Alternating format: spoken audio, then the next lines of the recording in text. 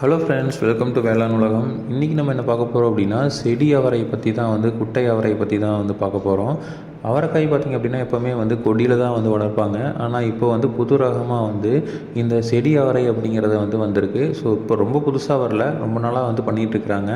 இதில் பார்த்திங்க அப்படின்னா நமக்கு என்னென்னா மெயின் அட்வான்டேஜ் பார்த்திங்க அப்படின்னா உங்களுக்கு செடியிலேயே காய்க்கிறதுனால இந்த கொடி போடுற செலவு நமக்கு மிச்சமாகுது. அதுக்கப்புறம் பார்த்திங்க அப்படின்னா அந்த ஏரி பொறிக்கிறதுக்கு ஆள் கூலி, அதுக்கப்புறம் நம்ம களை எடுக்கிறது, இதெல்லாம் நமக்கு நிறையா மிச்சமாகுது.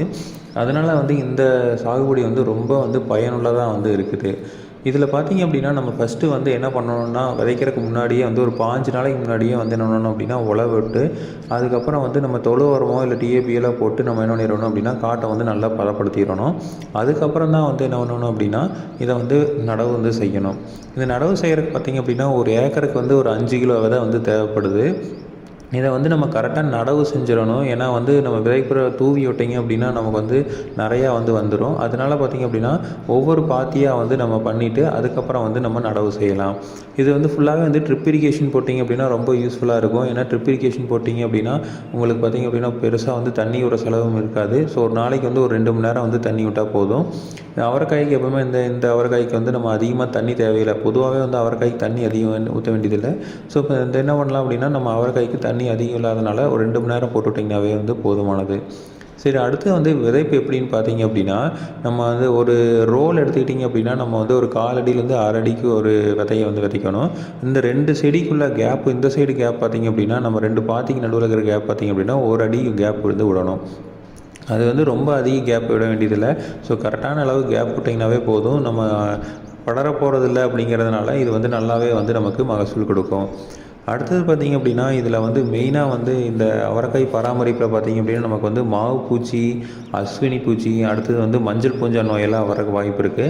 இது நம்ம கொடி அவரையை விட இந்த அவரையில் சீக்கிரமாக நமக்கு இந்த நோயெல்லாம் வர்றதுக்கு வாய்ப்பு இருக்குது. பட் அஸ்வினி பூச்சியெல்லாம் கொஞ்சம் குறைவாக தான் வரும். ஆனால் இந்த மஞ்சள் பூஞ்சா நோயெல்லாம் வர்றதுக்கு வாய்ப்புகள் அதிகமாக இருக்குது. அதனால் என்ன பண்ணலாம் அப்படின்னா நம்ம இயற்கையாக நம்ம சரி பண்ணணும் அப்படின்னா நம்ம என்ன பண்ணிக்கலாம், வேப்பன கரைசலை நம்ம தொளிச்சிக்கலாம். அடுத்தது இது விதைச்சதுலேருந்து பார்த்திங்க அப்படின்னா நமக்கு ஒரு 30லேருந்து 40 நாளில் நமக்கு என்ன ஆயிடும் அப்படின்னா ஓரளவுக்கு மேலே வர ஆரம்பிச்சிடும். அடுத்தது பார்த்திங்க அப்படின்னா ஒரு 45 நாள்லேருந்து 50 நாளுக்குள்ளே பார்த்திங்க அப்படின்னா நமக்கு ஒரு 1.5 அடியில் நமக்கு செடி வந்துடும். காயும் பிடிக்கிறதுக்கு ஆரம்பிச்சிடும், பூ வைக்க ஆரம்பிச்சிடும். இதில் நம்ம என்ன பண்ணணும் அப்படின்னா ஒரு கிளை எடுக்கிறத ஒரு 20 நாளில் ஒரு கிளையும் 30 நாளில் ஒரு கிளையும் எடுக்கணும். ஸோ செடி பார்த்திங்க அப்படின்னா ஒரு 1.5 அடி வந்ததுன்னா அதுக்கப்புறம் காய் பிடிக்க ஆரம்பிச்சிடும். அதில் பார்த்திங்க அப்படின்னா ஒரு ஏக்கருக்கு நமக்கு ஒரு காய் பார்த்திங்க அப்படின்னா நல்லா விதைச்சிது அப்படின்னா, நல்லா காய்ச்சிது அப்படின்னா ஒரு 5 டன் காயாவது நமக்கு கிடைக்கும். ஸோ 5 டன் காய் கிடைக்கிது அப்படிங்கிறப்போ ஒரு கிலோவே நமக்கு இப்போது 50 ரூபாயிலேருந்து 60 ரூபா ஆவரேஜஸ் போட்டிருக்கோம். ஸோ இது கடையிலாம் பார்த்திங்கன்னா 80 ரூபா வரைக்கும் விற்கிறாங்க. நம்ம ஒரு 60 ரூபாய்ன்னு போட்டிங்கன்னா கூட நமக்கு ஏக்கருக்கு ஒரு 3 லட்ச ரூபா லாபம் கிடைக்கிறதுக்கு வாய்ப்பு இருக்குது. ஸோ அதனால் பார்த்திங்க அப்படின்னா நம்மளுக்கு இது ரொம்ப நல்ல பயிராக இருக்குது. அதே மாதிரி நம்ம இந்த காயை உடைக்கிறது பார்த்திங்க அப்படின்னா நமக்கு ஹார்வெஸ்ட் பண்ணுறது பார்த்திங்க அப்படின்னா 4 நாள்லேருந்து 5 நாள் கேப்பில் நம்ம என்ன பண்ணிக்கலாம் அப்படின்னா இதை காயை அறுவடை பண்ணிக்கலாம். ஸோ நம்ம ஒரே கிளை தான் அதை உடைச்சிட்டே இருந்திங்கன்னா நமக்கு வந்துக்கிட்டே இருக்கும். ஓகேங்களா?